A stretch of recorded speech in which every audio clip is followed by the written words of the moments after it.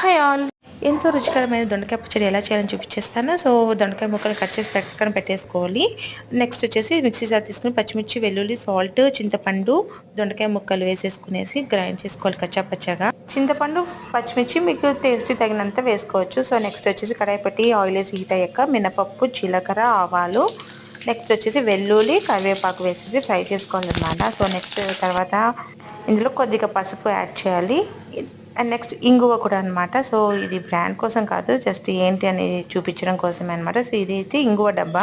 So ఇంగువ కొద్దిగా వేసాక ఆనియన్స్ అనేది 20% వరకు ఫ్రై అయితే చాలు, ఎక్కువ ఫ్రై అవ్వకూడదు. నెక్స్ట్ వచ్చేసి మనం గ్రైండ్ చేసుకున్న దొండకాయ ఉంది కదా, అది కూడా వేసేసి వేపుకోవాలి. సో వేపుకున్నాక కొద్దిగా ఇందులో వాటర్ వేసేసి మూత పెట్టేసుకోవాలి.